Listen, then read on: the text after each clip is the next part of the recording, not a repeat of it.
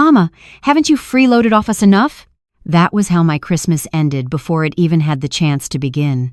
I'm not going to circle around this or dress it up, because I want you focused from the very first breath. I am a 65-year-old mother, a widow, and on Christmas Eve my own son sat at the table while his wife treated me like a beggar and then joined her. I was standing there with a serving spoon in my hand, my southern macaroni and cheese still steaming in the dish. The recipe came from my mother, and before that from her mother. It's the same dish Marcus used to scrape clean when he was a boy, the same one he once bragged about to his friends. My arms were tired from cooking all afternoon, but I was smiling when I set it down. That smile didn't last long. Sasha didn't look at me when she spoke. She leaned back in her chair, lifted the spoon, scooped a heavy portion of food from the dish, and then, without standing, pushed the plate toward me across the table. Not to serve me, to toss it. The plate slid, food sloshing dangerously close to the edge, stopping right in front of my hands. "There," she said lightly, like she was feeding a stray. "You should eat before there's nothing left." "Mama, haven't you freeloaded off us enough?" I felt my face burn, not with anger at first, but with shame. The kind that sinks into your chest and makes it hard to breathe. No one laughed. No one protested. The twins kept staring at their phones, and Marcus, my son, let out a small, uncomfortable chuckle, the kind people make when they want to agree without fully committing. "Well," he said, not meeting my eyes, "Sasha's just saying we're under a lot of pressure. Money's tight. We all need to pull our weight." Pull our weight. I stared at him. At the man I carried for 9 months, the boy I stayed up with through asthma attacks and nightmares, the teenager I worked double shifts for so he wouldn't have to drop out of school. And he was nodding, agreeing, letting his wife humiliate me like it was reasonable. Something inside me cracked but silently. I didn't want to give them the satisfaction of tears. I picked up the plate she'd slid toward me. My hands were steady, though my heart wasn't. "So this," I said quietly, "is what you think of me." Sasha shrugged again. "I mean, you don't pay rent, you don't live here, but you show up, and," she gestured vaguely, "it just feels like charity goes one way." Charity. That word hit harder than freeloader. I glanced around the table, searching for a single face that might soften. Aunt Vi stared into her wineglass. Marcus stared at the turkey. The twins were suddenly very interested in a video. I felt tears well up, not in my eyes, but deeper. The kind of crying you do inside when your heart doesn't know where to go with the pain. I thought about the $15,000 I'd given them for this house. About the weekends I'd taken the bus across town to babysit so Sasha could rest. About the groceries I'd bought, the gifts I'd wrapped, the meals I'd cooked. I swallowed. "I see," I said. "So this is how you see your mother." Marcus shifted in his chair. "Mom, don't make this dramatic." That was it. That sentence. Because it told me everything. I set the plate down. I didn't touch the food. I didn't want to eat something that had been given to me like alms. I folded my napkin carefully and placed it beside the plate, the way my mother taught me, no matter how ugly a moment gets, you keep your dignity. "I raised you better than this," I said, looking directly at Marcus now. My voice didn't shake, "but I can see I didn't raise you strong enough to stand up for your own mother." Sasha opened her mouth, but I didn't look at her. I was done giving her power. I stood, slowly. My knees protested, but I ignored them. "I won't sit at a table where I'm treated like a burden," I said, "and I won't beg my own child to respect me." No one stopped me when I reached for my coat. Outside, the cold Michigan air wrapped around me, sharp and unforgiving. Snow fell steadily, quiet and white, like the world was trying to soften the blow my family had just delivered. I walked to the bus stop alone, my boots crunching against the pavement, my chest tight with a grief that had nothing to do with age and everything to do with betrayal. I didn't cry out there. I cried later, in the privacy of my own heart, where no one could accuse me of being dramatic. When I got home to my small apartment on the east side of Detroit, I made tea and sat at my desk. This desk has been my refuge for 2 years now. This is where I work, where I learn, where I refuse to fade away. I opened my laptop and stared at the screen, at the lines of code that had quietly taken over my nights. While they were deciding I was a freeloader, I was building something real, something useful, something that mattered. They didn't see it. They didn't ask. but that didn't mean it didn't exist. And as I looked at my work, my hands finally steady again, I understood something with crystal clarity. They had tried to make me feel small, but I was never small. I was just building in silence. Like if you felt this too, and comment where you're watching from, someone near you might be watching with the same quiet strength. I didn't sleep that night. Sleep is something that only visits when the heart is quiet, and mine was anything but. I sat in my apartment in the stillness, listening to the radiator hiss and the occasional car passing outside. I made a cup of chamomile tea, not because I thought it would help, but because the ritual of it gave my hands something to do. My phone stayed on the counter. No missed calls, no messages, nothing from Marcus, not even a text to ask if I got home safe. That silence said more than any apology could have. I stared out the small kitchen window. Snow was still falling, covering the sidewalks and streetlights in a gentle hush. I used to love this time of night, the world soft and quiet, like it was catching its breath. But tonight, it felt like a silence that came after something sacred had been broken. I thought about Clarence, my husband, my protector, the man who used to kiss my forehead every night and say, "You did good today, baby." He died 12 years ago, just a few months after we made our final mortgage payment. I remember standing in our empty kitchen, holding that last receipt in one hand and his obituary in the other. Marcus had only been in his late 20s then, just starting his career, just moving in with Sasha. I remember how I sat with them at the kitchen table and said, "Whatever you two need, I'm here. I don't have much, but I have enough." And I meant it. I always meant it. I helped with the down payment on their house, gave them $15,000 from my retirement savings. Sasha had just lost her job and was struggling with postpartum. I showed up, cooked, cleaned, watched the twins so they could rest. Never once did I ask for anything in return. Not a dime. Not a thank you. Just a place at the table. I turned from the window and walked over to my desk. The same spot where I had spent the last 2 years teaching myself how to code. Not for fun, not for praise, but because I knew I had something left in me. A voice. A purpose. And I refused to be one of those women who disappeared into their own walls after retirement. I opened my laptop and pulled up the project file. Brickwork. That was the name I gave the platform. Simple. Honest. Just like me. Brickwork was built for the small folks, the nonprofits, the churches, the shelters who needed to coordinate big projects with limited staff and no money for fancy software. I knew their pain. I'd volunteered at too many soup kitchens and women's shelters to count. I'd seen how chaotic it was trying to get supplies ordered, volunteers scheduled, budgets tracked. Nobody had time to learn systems designed for corporations. They needed something made for them. And I was building it. Not that anyone knew. To Marcus, I was just Mama with her little computer hobby. But it wasn't a hobby. It was my comeback. I leaned back in my chair and let out a slow breath. Across the desk were the printed notes from my first meeting with Rhonda. Rhonda and I went way back Fisk University, class of '79. She was the smartest in the room back then, and still was now. These days, she ran Build Forward Detroit, one of the most respected, affordable housing nonprofits in the Midwest. A few weeks ago, after working up the nerve for almost a year, I emailed her a sample of brickwork. 2 days later, she replied, "Loretta, is this what you've been working on?" I told her yes, that I'd built it myself. No co-founders, no funding, just grit. She asked if she could test it with one of their pilot projects. Tonight, she sent another message. "Loretta, this thing works.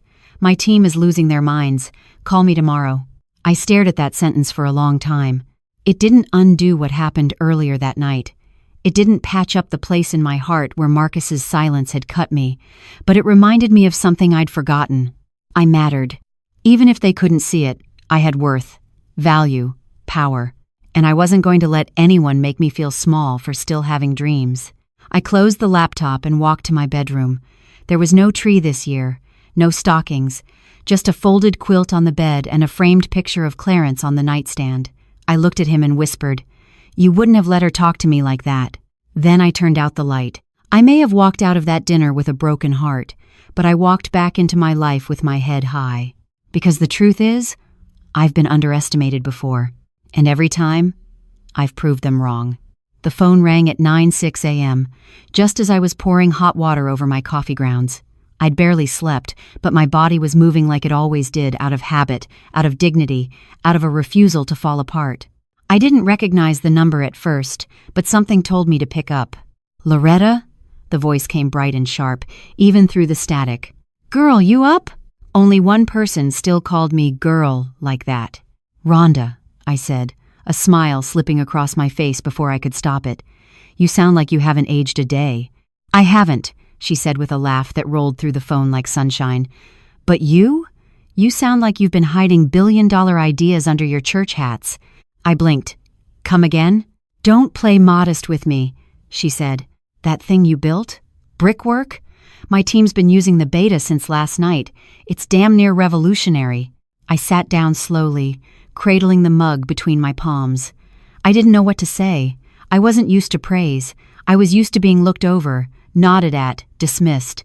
"You tested it already?" "Tested it, stress tested it, and damn near canceled the software we were paying $6,000 a year for. Yours is easier, smarter, and it actually makes sense for people like us. I didn't even need to train my interns."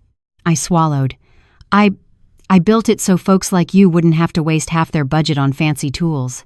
"Well, you succeeded," she said, "which is why I need you to come speak to the Build Forward board this Friday. Just a quick presentation, 10 minutes, tops. Show them what it does. They need to see this, Loretta. This isn't small. This is funding level work." Funding level. I didn't know whether to laugh or cry. "Are you sure?" I asked. "I'm damn sure. We're working on a low-income housing project over on the west side. 32 units, multiple subcontractors, tight timeline. If we plug your system in now, we might actually deliver on time for once, but the board has to sign off." "And they'll listen to me?" I asked before I could stop myself. There was a pause on the line. Then Rhonda said, softly but firmly, "If they don't, they'll be listening to me about why I'm leaving." That caught me deep. "You still got my back after all these years?" "Loretta, I've always had your back. You're just the one who forgot." I closed my eyes for a moment, letting the words soak in. For months, years, I'd been shrinking in silence, smiling when dismissed, laughing when hurt. All because I thought maybe it was just what getting older meant, becoming invisible. But here was someone seeing me clearly. "All right," I said. "I'll come." End quote. She clapped on the other end like we were still 22 and getting ready for a student council debate. "I'll email you the time and details. You're gonna kill it. Oh, and wear that purple blazer. You know the one." We said our goodbyes, and I hung up. The coffee sat cooling in my mug, untouched. My hands were shaking, but not from fear, from something else. Purpose. I hadn't been needed in a long time. Not truly. I pushed back from the table and went to my closet. The purple blazer hung in the back, still in its dry cleaning bag from a funeral 5 years ago. I slipped it out and laid it across the bed. Clarence used to call it my get-it-done jacket. "You wear that, baby," he used to say, "and the world best move out your way." I sat on the edge of the bed and stared at the blazer, then at the photo of Clarence on my nightstand. My voice came out low. "You hear that, baby? Someone finally sees me again." He didn't answer, of course. But I felt something shift in the room. Not a ghost, just peace. That night, I opened Brickwork and began reviewing every line of code. I didn't want to just show up, I wanted to be ready. I stayed up late, tweaking the interface, adding notes, preparing mock data from the housing project Rhonda mentioned. My fingers moved like they had decades of memory in them, like this wasn't a new beginning, but something I was always meant to do. At midnight, I stood, stretched my back, and walked to the window. Snow had stopped falling. The streets were clean. Still, but I wasn't. For the first time in years, I didn't feel like someone waiting to be called on. I felt like someone about to speak. Friday came quicker than I expected. I woke up before the sun, my apartment still blanketed in that strange winter hush, the kind that makes you feel like you're the only person left in the city. I dressed slowly, deliberately like a soldier getting ready for battle. Hair pressed, lipstick on, and the blazer, that purple blazer, sharp and clean, like it still remembered who I used to be before I became somebody's mother, somebody's grandmother, somebody's obligation. The Build Forward office sat on the edge of downtown Detroit, tucked between a community health clinic and a co-op grocery store. The kind of place that didn't waste money on marble floors or cappuccino machines. It looked like a converted warehouse with drafty windows and too many file boxes. But the second I stepped inside, I felt something warm, movement, purpose, life. Rhonda met me at the front with that same wide smile she had back in '79. She hugged me like we were 20 again, and for a moment, I was. "You look like you came to own the room," she whispered in my ear. "I didn't come here to ask for a seat," I whispered back. "I came to bring my own table." Her eyes sparkled. "That's what I'm talking about." She walked me into the boardroom. A long, scratched table sat in the center. Around it were 7 people, mostly younger, mostly white, dressed in business casual with name tags clipped to their sweaters. One of them looked up from his laptop and did a visible double take when he saw me walk in. This, I thought, is the moment they start making assumptions. She's old. She's black. She probably doesn't know what she's talking about. "Good," I smiled. Rhonda introduced me, and I wasted no time. I opened my presentation with screenshots of brickwork in action, task tracking, real-time material inventory, contractor coordination, all with a clean, readable interface. "I built this," I said, "because I got tired of watching good people waste good time on bad systems." The room was quiet. "I built this for shelters and community kitchens, for housing projects and churches. I built it for people who know how to get things done with $100 and a prayer." Still quiet. I kept going. I showed them how the interface allowed for SMS updates for volunteers who didn't have smartphones.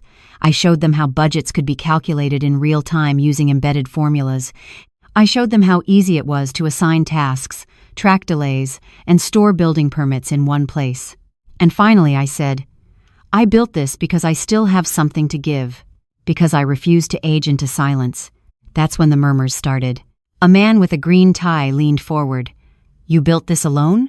"Yes," I said. "How long did it take you?" 2 years. "No team?" "No funding. Just a retired mother with a laptop and a reason." I saw it then, the shift. The way they began to look at me, not like someone asking for help, but like someone offering it. Not a guest, a builder. Rhonda smiled like a proud sister. Afterwards, they asked questions. Lots of them. Technical ones, legal ones, questions about scalability and implementation timelines. I answered every one. Not perfectly, not with Silicon Valley polish, but with real knowledge earned from doing the work. When it ended, Rhonda pulled me aside. "They want to fund it," she whispered. "They want to use it for the West Side build and offer additional resources to take it statewide." I blinked. "They do?" "They do. And not just because the tool works, because you work. It's past, and Wintamarley well face, and to the clear na videos." My knees almost buckled, but I held steady. "Girl," she added, smiling, "I hope you cleared your schedule. You just became someone's headline." That night, I got home to an apartment that felt different. Not smaller, not sadder, but sacred. Like it had held space for me when the rest of the world had not. I changed into pajamas, warmed up leftovers, and sat at my little table to eat. Then I opened my phone. Nothing from Marcus. Not a word. But he had posted pictures on social media. The family sitting around the Christmas table. Sasha smiling. The twins unwrapping gifts. And in every frame, a clear space at the end of the table, where I used to sit, where no one had set a plate. That space haunted me. Not because I needed to be there, but because for all the sacrifices I'd made, all the love I'd given, my absence hadn't made a dent. They didn't even miss me. I closed the app and stared at my cold dinner. And slowly, gently, I let myself cry not from regret, but from release. Because now I understood something. Some tables you don't need to return to. Some tables are too small for the woman you've become. Monday came with snow and headlines. I woke to 3 missed calls, 1 from Rhonda and 2 from numbers I didn't recognize. My inbox, normally reserved for grocery coupons and retirement account statements, was buzzing. Apparently, someone on the Build Forward board had leaked the story to a local nonprofit news outlet, and then it had been picked up by another blog, then another. The headline read, "Retired Detroit accountant builds game-changing tech platform for community builders." Below, it was a photo of me from Friday's meeting, mid-presentation, blazer crisp, expression focused.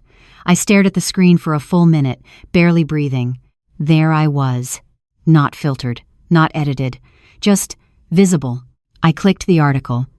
They had quotes from board members, words like innovative, elegant, exactly what our communities need.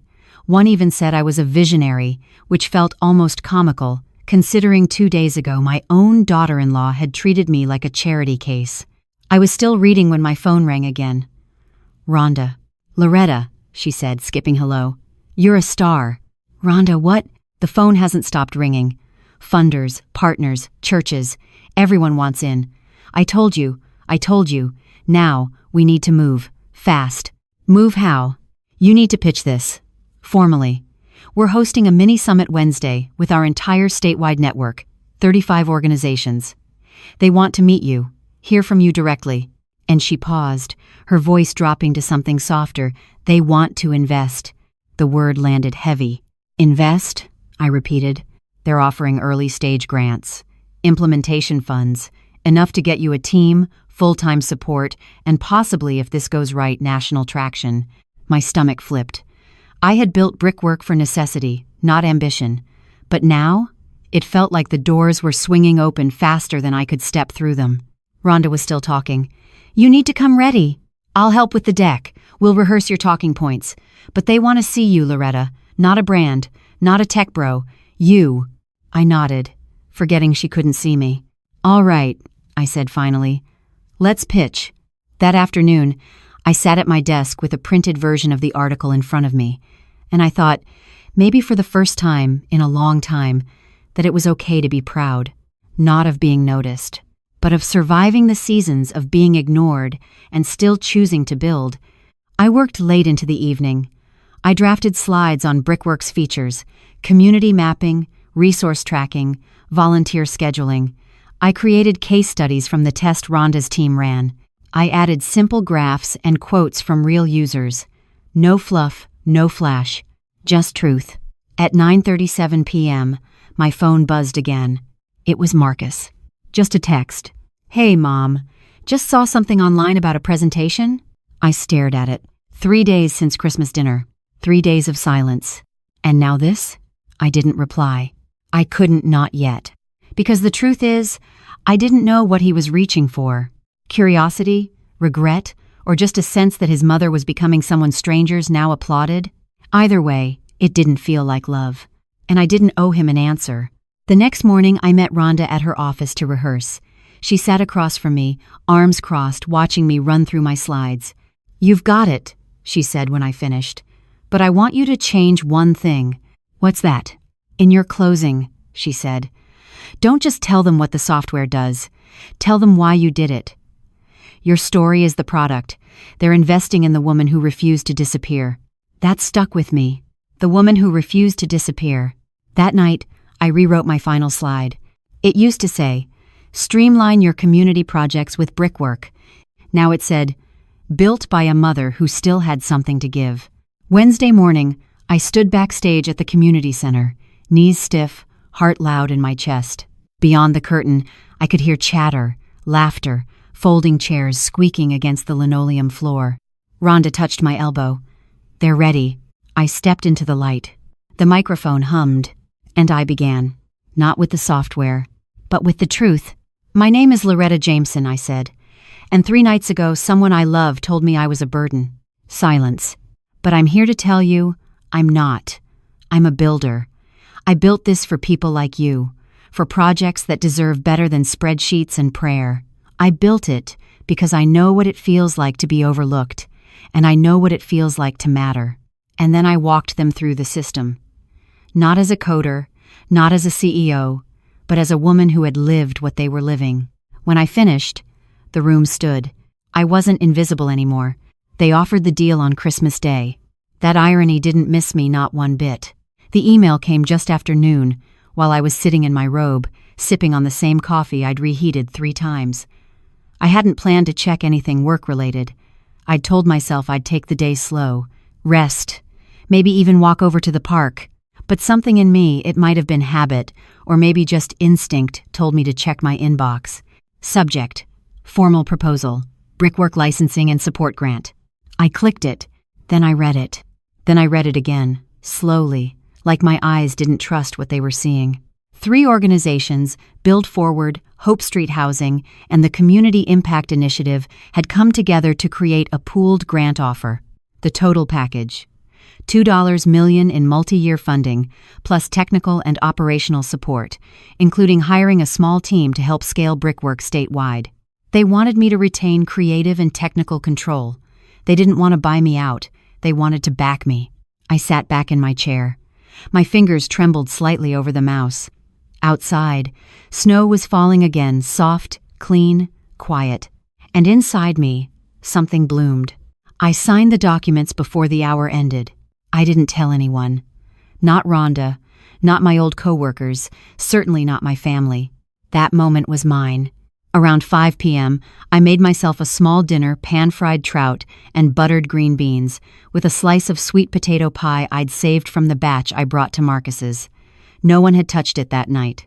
I'd left the pie behind, hoping maybe they'd eat it after I left. Now I was glad they hadn't. I ate slowly, chewing thoughtfully. My apartment was quiet, but not lonely. It felt like a cathedral, the kind that worshipped resilience instead of religion. After dinner, I poured myself a glass of boxed wine, put on a record Etta James, soft and blue, and lit a candle. Not to set the mood, not for ambiance, but because I had something to celebrate. I had done something they never expected. I'd bet on myself, and I'd won. At exactly 1 a.m. a minute into Boxing Day, my phone rang. The screen lit up. Marcus. I hesitated. My finger hovered over the green button. Part of me still wanted to believe he was calling with love, with humility, that he'd heard the story, read the articles, seen the photos, and realized what he'd nearly thrown away. But then I answered. "Mom!" His voice was high, sharp, almost panicked. "I'm here," I said calmly. "Mom, what the hell is going on?" he asked, as if I'd started some kind of fire. "You're on the news. It says you signed a tech deal for $2 million? More or less. Why didn't you say anything?" I was quiet for a moment, staring at the tiny flame of the candle. "Would you have listened if I had?" He didn't answer. "That night at dinner," I continued, "your wife tossed food at me like I was begging, and you sat there. You said nothing." "I know. Mom, you didn't ask me about my life. You didn't ask if I was working on anything. You haven't asked that in years." He tried again. "I didn't know. You didn't care to know." There it was. The silence on the other end told me he knew I was right. "I'm not angry," I said finally. "I'm not calling to punish you, but I need you to understand something. I didn't build this for revenge. I built it because I had more to give, and because I was tired of waiting for permission to matter." When using Vord, another beat of silence, then quieter. "Mom, this is incredible." "It is. I'm proud of you. You didn't sound very proud when your wife called me a freeloader." He sighed. "I didn't know how to defend you without making it worse. Sometimes worse is what needs to happen," I said. "Sometimes silence is worse." He was quiet again. Then, softly, "Can I come over tomorrow? Talk in person?" "I think," I said, "that you need to sit with this for a bit. Just sit with what it feels like to know your mother didn't need saving. She just needed space." He exhaled slowly. "Okay, I get it." "No," I said gently, "but maybe now you're ready to." I hung up. Then I took a sip of wine, leaned back in my chair, and listened to Etta croon something about love gone wrong and self-worth rediscovered. It was the most peaceful Christmas I'd had in years, and maybe the most honest. The morning after the call, I woke to a flood of noise, text messages, emails, voicemails. I sat up slowly, the air in my bedroom still laced with the scent of the candle I'd let burn down the night before. My phone showed 47 unread messages, 12 voicemails, 6 new emails. The world, it seemed, had finally noticed me. Funny, isn't it? You spend your whole life doing right by people showing up, staying quiet, helping when asked, and they treat you like furniture. But the moment you sign a deal for 7 figures, everybody wants to pull up a chair. I scrolled through the texts first. Marcus, Emma, my niece, old coworkers I hadn't heard from since retirement. Messages full of exclamation points and words like, "Congratulations," "Incredible," "Didn't know you had it in you," "Didn't know you had it in you." I paused at that one. That was from Cheryl, a woman who used to sit 2 cubicles down from me at the city office, always offering backhanded compliments and smirks when I voiced opinions in meetings. We'd worked together for 11 years. Apparently, I'd been hiding my potential that entire time. I didn't respond. Not to her. Not to any of them. At least, not yet. I brewed a pot of strong coffee, the kind Clarence always loved, bold and bitter, no cream. I took my mug to the window and watched the snow fall again, light and thin now, like confetti trying to remember it was winter. In that moment, I didn't feel triumphant. I felt still, whole. Not because of the money, not even because of the recognition, but because something had clicked into place. A truth, maybe. A quiet one. I was never the invisible one. They just never looked. My phone buzzed again. This time, it was Rhonda. "Girl," she said before I could even say hello, "you just made the front page of the Detroit Free Press. I'm looking at your face on my coffee table." I laughed, shaking my head. "Lord, what have you done to me?" "Don't put this on me," she said.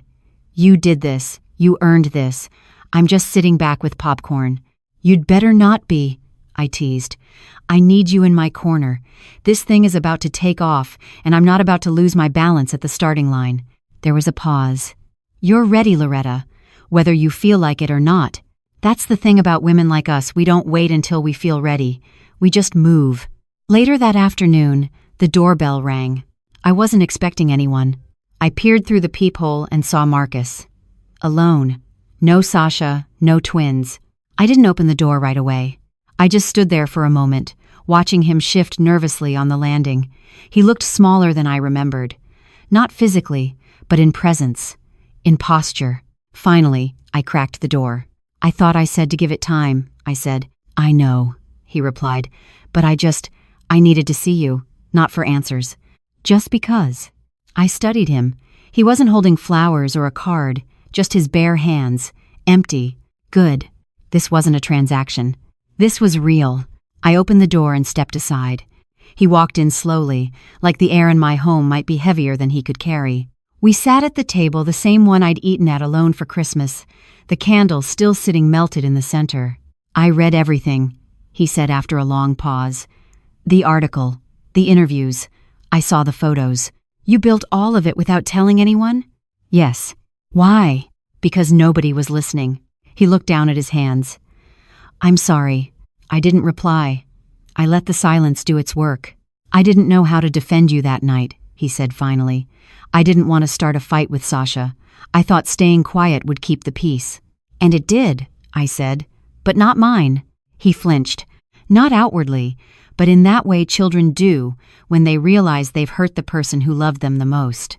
"I'm ashamed," he admitted. "You should be," I said gently. He looked up. "But that doesn't mean I don't still love you," I added. "It just means we start from the truth." He nodded, tears brimming.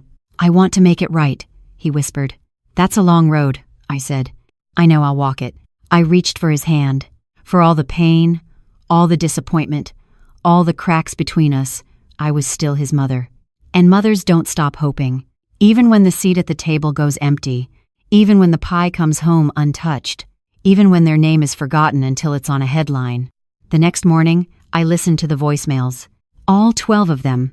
It was like sitting through a documentary of other people's guilt, one confession at a time. Some sounded rehearsed, others stumbled through their words. A few apologized without ever really saying the word. Sasha didn't call. Not once. But Emma did, my niece, who'd always been the one to send handwritten thank you notes after birthdays. "Aunt Loretta," her voice crackled through the speaker. "I saw the article. I'm so proud of you. I always knew you were smart, but I didn't know you were building something this huge. I'm sorry I haven't been around more. That changes now." I smiled at that one. Emma's voice had always been steady, honest. She was young, but her spirit was old, wiser than many twice her age. The rest of the messages blurred together. They said things like, "Wow," and "amazing," and "you've always been special." One person said, I feel like I owe you an apology, but didn't actually give one. Funny how people think realization is redemption. It's not. At noon, I made myself a sandwich turkey and cranberry sauce on toasted wheat, the same kind I'd made on Christmas Day, out of habit and muscle memory, trying to keep my own traditions alive. I sat at the table, the one where Marcus had sat just yesterday, and stared at my meal. Something about that quiet moment, the ordinary crunch of toast, the hum of the fridge made it all real again. This was still my life. This little apartment, this old table, this body that ached more now when I bent too fast. And yet, everything had changed. I had been invisible. Then, I was headline news. But the truth sat somewhere in between, in this space of silence, where no one was watching but me. I checked my email again. One new message. From Rhonda. Subject: they want a meeting. Inside was a forwarded email from the Apex Foundation, one of the largest funders of civic tech in the country. They'd read about brickwork. They wanted to set up a video call. "We're interested in supporting innovative tools for equity-centered development," the note read. I stared at it. The words didn't make me jump or shout. They just made me breathe. Long, deep. I was being seen now, but not as someone to save. As someone to build with. That evening, I sat on the couch with a cup of peppermint tea, flipping through an old photo album. Marcus as a baby. Me and Clarence on our wedding day. My mother in her garden, hands dirty, smile wide. All of us had built something. Houses. Families. Futures. And all of us had been taken for granted at some point. There was a photo tucked behind one of the pages, a candid of me at some long-forgotten church fundraiser. I was behind the table, apron on, handing out plates of food with a big metal spoon, smiling wide, full of joy, full of purpose. Even then, I'd been feeding people. Even then, I'd been working behind the scenes. I placed the photo on the coffee table, beside my laptop. Then I opened a new email draft. To Marcus. Subject: some things you should know. I wrote slowly, not out of hesitation, but care. I told him the truth. About the night I started learning Python. About the fear, the frustration, the moments I wanted to quit but didn't. About the first time I got the system to send an alert automatically when a contractor missed a deadline, and how I danced around the living room in socks like a child who'd just aced a spelling test. I told him I didn't build brickwork to make headlines. I built it because people needed it, and because I needed to remember that I still mattered. When I finished, I didn't ask him to write back. I didn't ask for anything. I just hit send. Later that night, the phone rang again. Not Marcus. Sasha. Her voice was tight, clipped. I just wanted to say, congratulations. There was a pause, like she was expecting me to fill it. I didn't. I didn't know you were working on something like this, she added. I stayed silent. I guess we misunderstood each other, she said, and it landed as heavy as a stone. No apology. Just that. Misunderstood. I let the silence stretch until she said, well, good luck. I mean it. End quote. End quote.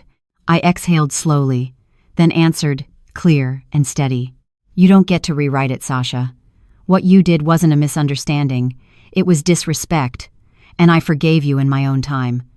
But that doesn't mean I forgot. Click. I ended the call before she could respond, because some doors don't need to be closed gently. Some need to be locked. Monday morning, the virtual meeting with the Apex Foundation began exactly at 9 a.m. sharp. I'd cleaned my living room the night before, not because anyone would see it, but because I needed the space to match the woman I'd become.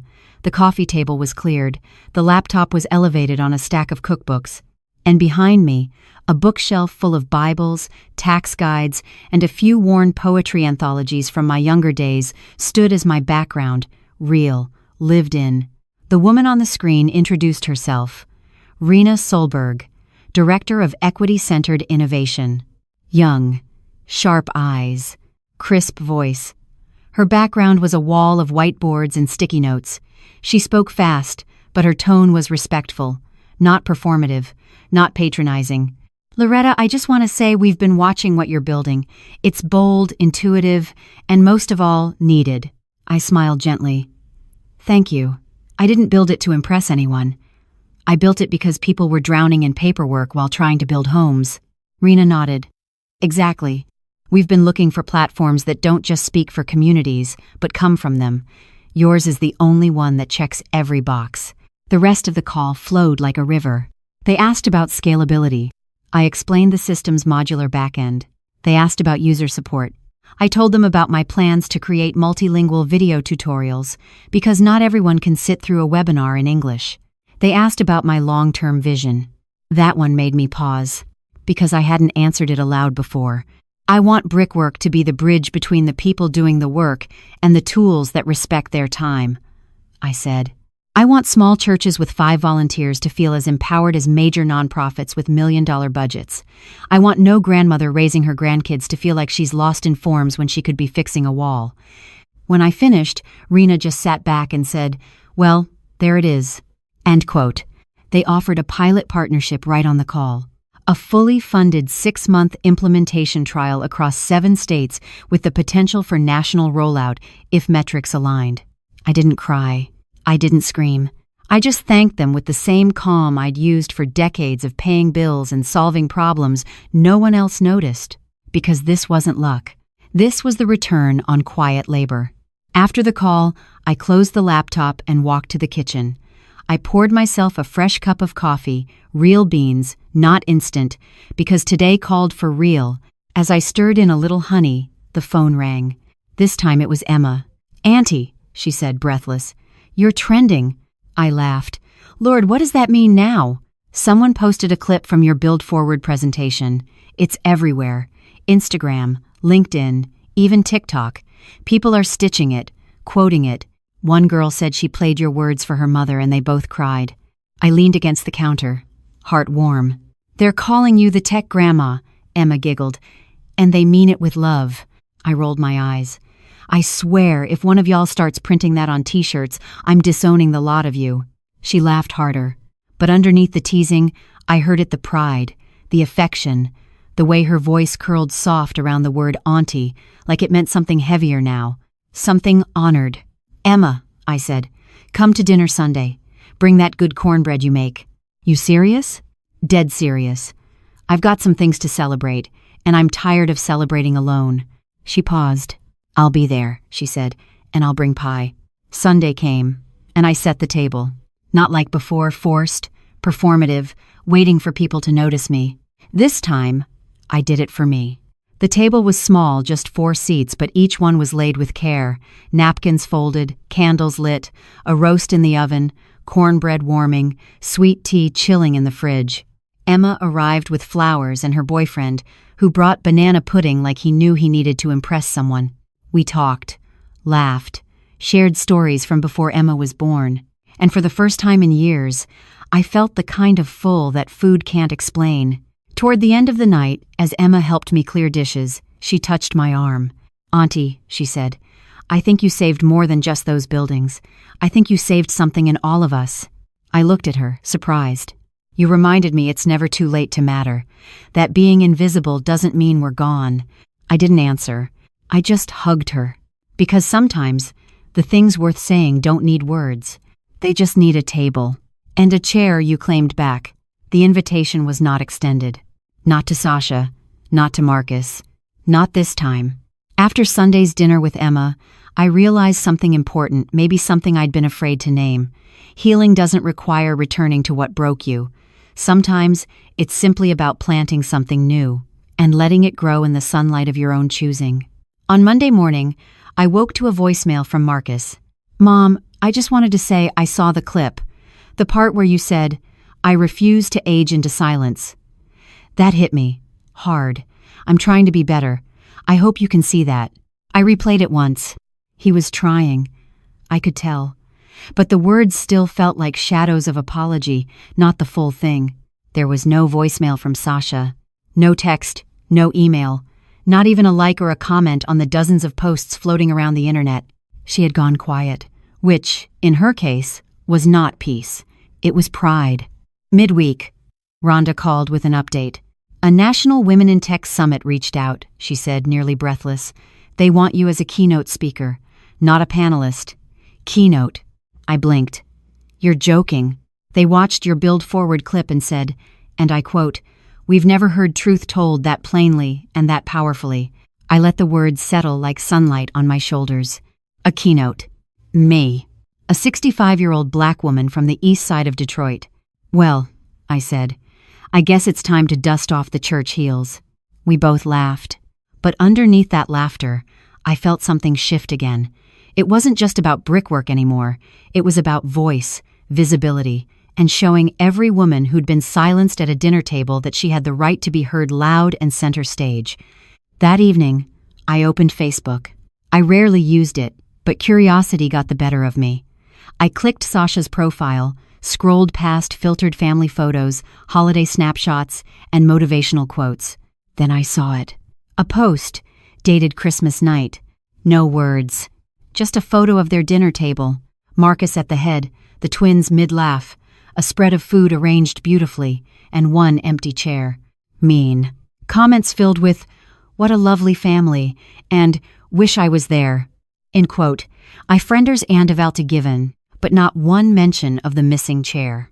Not one note of absence. That kind of silence is loud. I clicked off. The next morning, as I prepped for the summit, my phone buzzed again. This time, it was Sasha. Her message was brief. "We should talk. I think the kids are noticing." I stared at the words, my stomach clenching not with sadness, but with clarity. She wasn't reaching out because she missed me.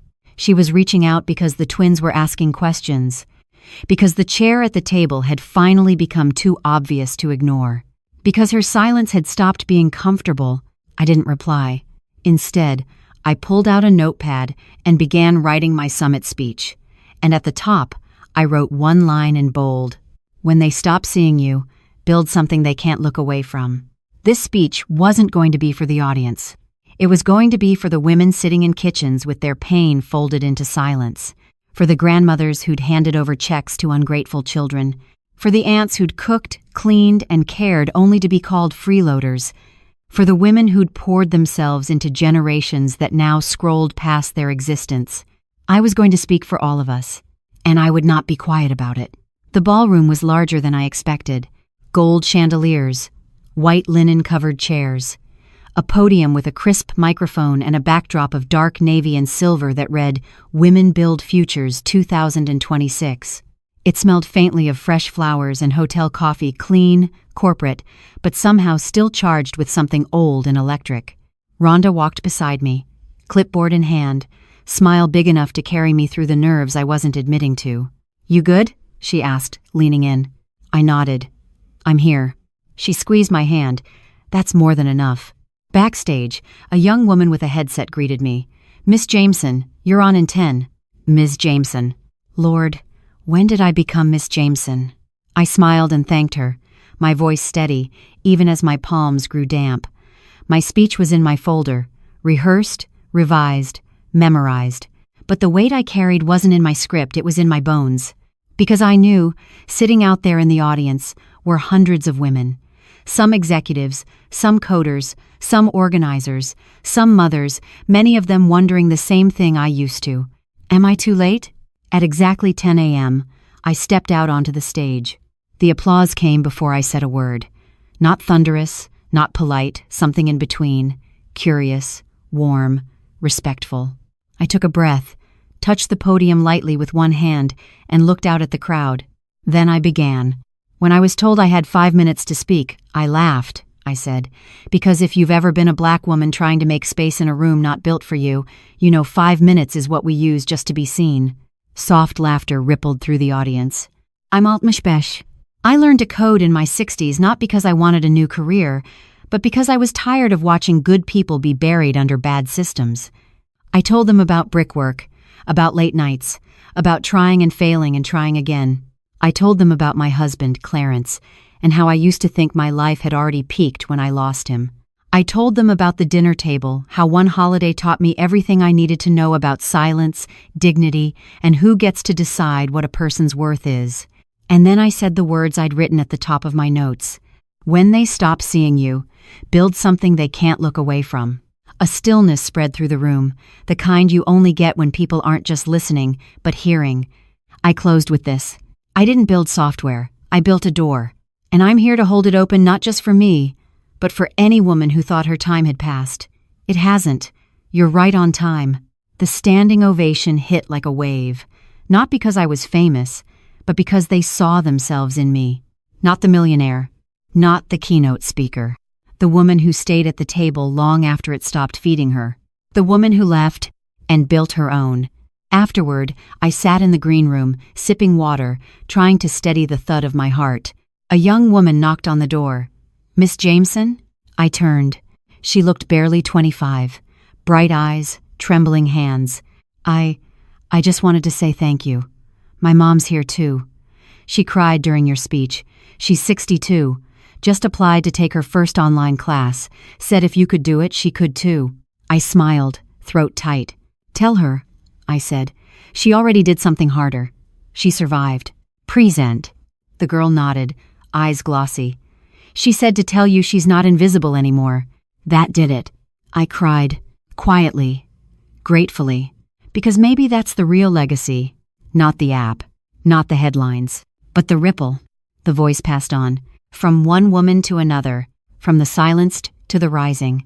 I returned home from the summit to a quiet apartment.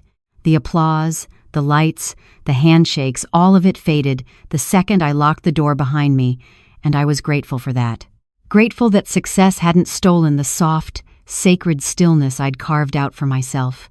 The silence wasn't lonely anymore. It was chosen. I put down my bag, kicked off my heels, and walked barefoot to the kitchen. My feet ached. My back, too. But I smiled through it. Some aches are earned.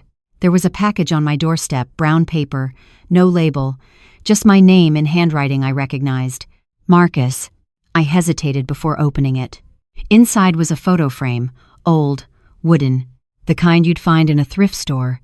Inside it, a picture I hadn't seen in years. Me, Marcus, and Clarence at a park. Marcus was maybe 9, mid-laugh, his mouth open wide and happy. Clarence had his arm around my shoulder. I was looking at the camera, smiling in a way I hadn't in a long time. There was a note tucked behind the frame. "I found this in a drawer. Thought you should have it. I'm not asking for anything, just trying to remember who I was before I forgot you. No apology. But maybe something harder. Acknowledgement." I placed the frame on the bookshelf, beside my photo of Clarence, near the one of my mother in her garden. 3 generations of endurance. I didn't call Marcus. Not yet. Let him sit with it, like I sat with my silence. Let him understand that healing isn't a request, it's a choice, and it takes more than a gift to open a door that was closed for good reason. That weekend, I was invited to speak at a local church, a small gathering, mostly elders, folding chairs and red velvet carpet. I wore a soft yellow cardigan and left the blazer at home. No need to dress like armor anymore. After the service, a woman pulled me aside. She had silver hair and dark eyes that saw too much. "You said something in your speech," she whispered. "Absence can be a gift, if it teaches you what presence never did." That stayed with me. I nodded, waiting. "My daughter hasn't spoken to me in 3 years," she said. "And I used to beg for her to come home. But after hearing you, I think maybe I don't need to beg anymore. Maybe I just need to live." I took her hand gently.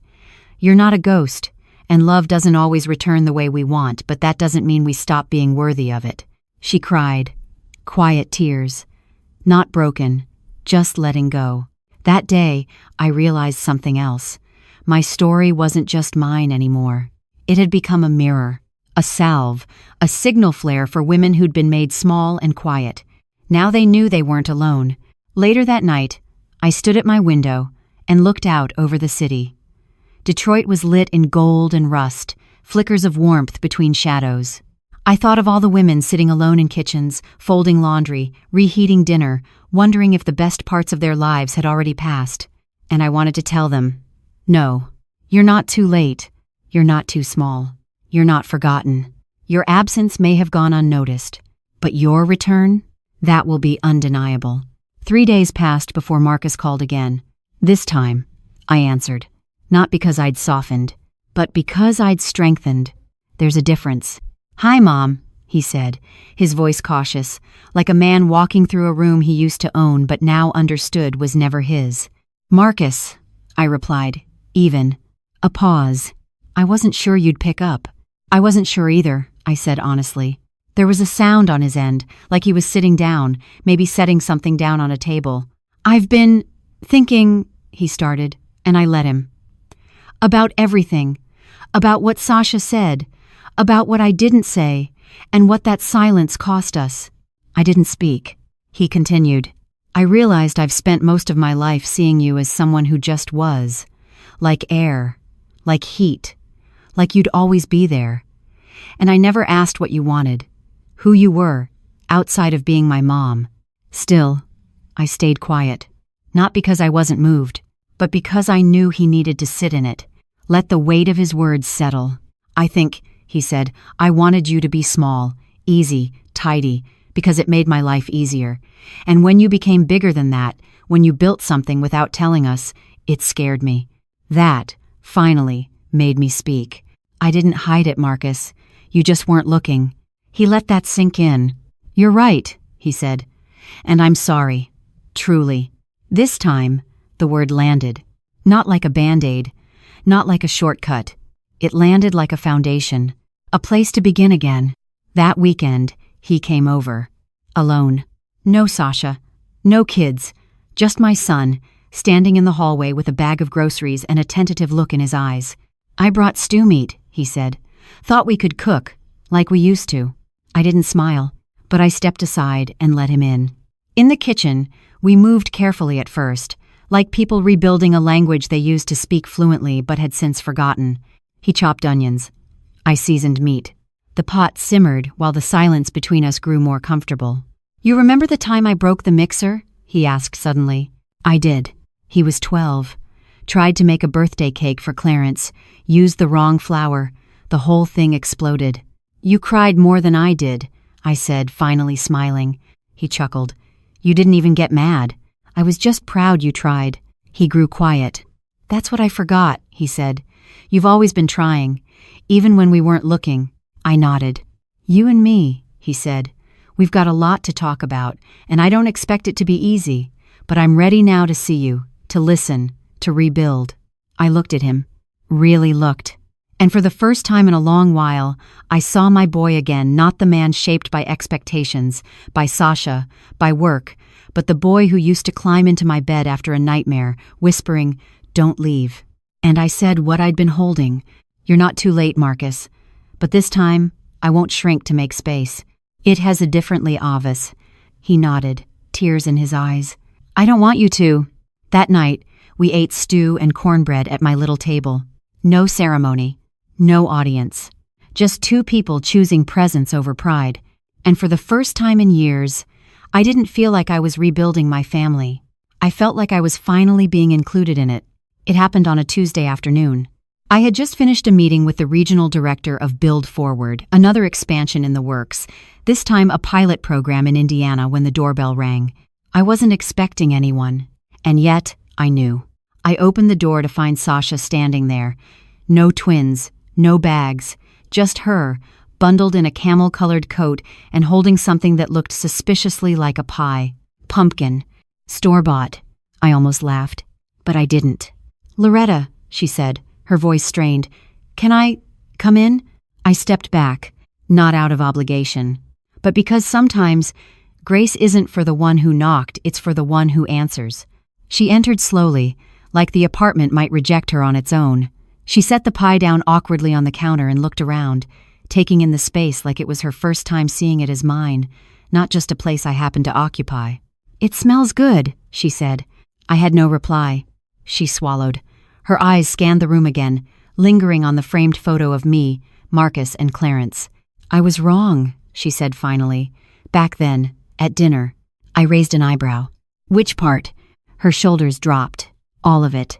A pause. "I was jealous," she admitted, "of how much Marcus respected you, of the way the kids adored you. You never raised your voice, but when you walked in a room, things changed. And I didn't understand that kind of power. It made me feel small. This time, I did laugh. Softly. "Sasha," I said, "my power didn't make you small. Your insecurity did." She blinked. "I know," she whispered. "But I blamed you anyway." After, she sat down at the table, looking older than I remembered. Not physically, but in energy, in weariness, like she, too, had been holding on to something heavy for far too long. "I called you a freeloader," she said, "and I served you food like you were beneath me. That wasn't about you. That was about me trying to claim a table I never built." I stayed standing. She looked up at me. "I'm sorry," she said. "Not because you're successful now, not because the world sees you, but because I didn't. When you were in front of me, giving, loving, showing up, I didn't see you." The room was still. I exhaled slowly. "I don't need a pie, Sasha. I know. I don't need a speech. I know. What I need," I said, "is accountability." She nodded. "What does that look like?" "It looks like you showing up," I said. "Not just when the twins have school plays, not just when the cameras are around, but when no one's watching. It looks like you owning what you did and not rewriting it into something easier to live with."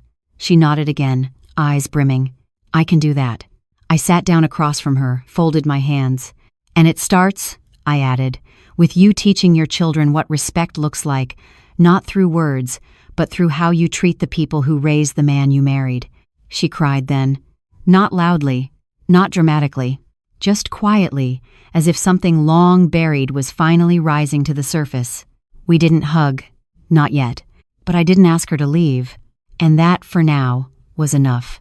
Later that night, I opened the pie box, tasted it, too sweet, too soft, but edible, just like forgiveness.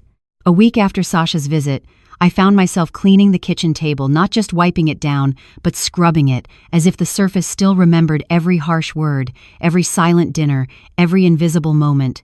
That table had seen too much. But now, it was seeing something new. Healing. It came slowly, quietly. Sasha didn't call every day. She didn't send gifts. She didn't flood my inbox with apologies. But she showed up. She came over that Saturday morning. No makeup, hair tied back, wearing an old Wayne State hoodie. She brought groceries, not pie. Real food, things to cook together. We made chicken and dumplings. She chopped. I stirred. She burned the first batch. I laughed. She rolled her eyes, and for the first time in years, I saw the girl Marcus had married, the one who wanted so badly to belong. She forgot how to be kind. We didn't talk about the past. We didn't have to. Her presence did the speaking. Later that afternoon, Marcus and the twins came over, and this time, no one tossed food at me. No one asked when I was leaving. No one whispered about freeloaders. Instead, the twins ran to hug me, then asked if I'd seen their school project online, a slideshow featuring powerful women in our lives. I was slide 3, right after Michelle Obama. Before they left, Sasha asked if she could speak to me in private. I nodded, walking her to the door. "I know I don't deserve grace yet," she said quietly, "but I'm going to keep earning it, not just from you, but from myself." I reached out and touched her hand. "Good, because grace isn't a door you walk through once. It's a table you return to with better manners." She smiled, and this time, I saw the difference. She wasn't performing. She was present. That night, I sat at the same table alone, only it didn't feel empty anymore. The kitchen still smelled of herbs and flour. The chairs, slightly out of place, told the story of real company. And the quiet? It wasn't silence. It was peace. I poured myself a glass of sweet tea and placed a candle at the center of the table. A tradition now. Not because I needed light, but because I had it. It started with an email from NPR. Then it became a phone call. Then a full-on studio invitation. They wanted to feature me on Fresh Perspective, a weekly segment on stories of reinvention, resilience, and radical change in unexpected lives. "Miss Loretta Jameson," the producer said, her voice chipper through the phone, "we're calling you a late-blooming tech pioneer, but truth be told, you bloomed right on time, didn't you?" I laughed. That's one way to put it. They flew me out to Chicago. I'd never flown for work in my life. Rhonda came too, like the sister I never had but somehow always deserved. We stayed in a modest hotel with a view of Lake Michigan, and the morning of the interview, she helped me choose between the purple blazer and a new emerald green one we found on sale the day before. "Go green," she said. "You've earned new colors."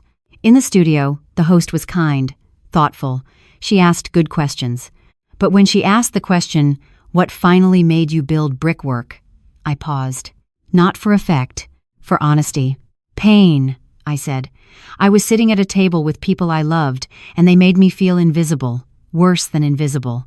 Like I was a burden. That moment broke something in me, but it also opened something." The host leaned forward. "And what did it open?"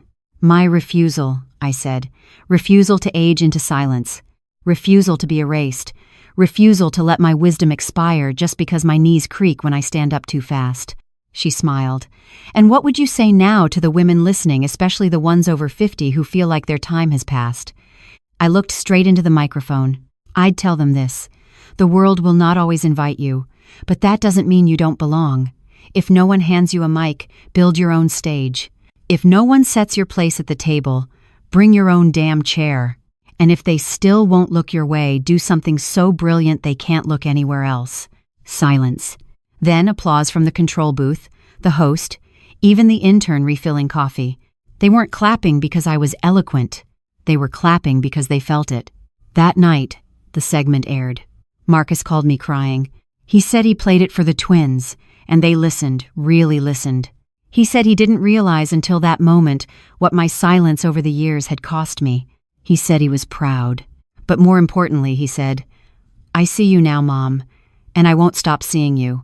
The next morning, I checked my inbox. Over 400 new emails, messages from women across the country, retired teachers, nurses, social workers, librarians, stay-at-home mothers. One woman said she'd printed my quote and taped it to her mirror. Another said she'd applied for a grant to start her first nonprofit at 72, all because they heard me say, "Refuse to age into silence." I closed my laptop, sat in the sunlight pouring through the hotel window, and cried. Not because I was sad, not because I was overwhelmed, but because I was whole, and the world had finally listened. 2 months after the NPR interview, I walked into a glass-walled boardroom in downtown Detroit. This time, not as someone asking for a seat. This time, as someone whose name was on the agenda. The Community Development Council had invited to present Brickwork's national rollout strategy. I wasn't there to pitch, or to prove, or to persuade. I was there because they needed what I had built. I wore the green blazer again. Not for luck, but because I had earned the color. Rhonda was there, sitting beside me, nodding with quiet pride as I laid out the expansion plan. 12 new states, over 200 organizations already signed on, and a scalable training model for community leaders over 50 who wanted to enter tech not just as users, but as innovators. One of the younger men in the room, maybe 35, raised his hand. "Miss Jameson," he said, "how did you manage to grow so fast with such a lean team?" I smiled. "Because I've been managing scarcity my whole life. Time, energy, money, respect. I didn't need a full deck. I just needed a clear table and the will to build something real." They wrote that down. I watched them. They weren't patronizing. They were learning. And that, in itself, was a shift. When the meeting ended, the chair of the council, a white woman in her 60s, pulled me aside. "We've been doing this work for decades," she said, "but I've never seen a tool or a woman cut through red tape like you just did." I thanked her. But deep down, I didn't feel exceptional. I felt ready. That evening, back at my apartment, I poured a glass of wine and stood by the window. From this high up, the city looked different. Not smaller, just more knowable. More mine. Marcus called around 8. He and Sasha had just left a parent-teacher conference. The twins were thriving. Sasha had joined a local mentorship program for women returning to the workforce. She even used Brickwork to help her organize an after-school renovation project. "She says hi," Marcus added. "And thank you. 80 so. For what? For making us see you." I didn't say anything. Some acknowledgments don't need replies. They just need time. A few days later, a letter arrived by mail, real mail, with a stamp and everything. Inside was a card. Front, "Thank you for teaching me how to show up." Inside, Sasha's handwriting. "I'm still learning, but now I'm listening." And that, I realized, was what I'd been waiting for. Not the money, not the meetings, not the applause. Just that. The moment when someone who once silenced you says, I hear you now. Spring came slowly to Detroit. The snow melted in patches, revealing sidewalks cracked with age and flower beds daring to bloom again. It felt fitting, like the city itself was echoing a truth I now live daily. You can survive the freeze. You can grow again. It was Easter Sunday when I hosted the first family dinner at my place. The same table, but everything else had changed. Marcus brought the ham. Sasha made roasted vegetables. The twins baked a lemon cake boxed mix, too much frosting, proud as ever. Emma and her boyfriend came late, arms full of flowers and sparkling cider. The apartment was small, but no one noticed. Because the space was full of conversation, of effort, of earned grace. At one point during dinner, Sasha rose to help me in the kitchen. She didn't ask, she just did.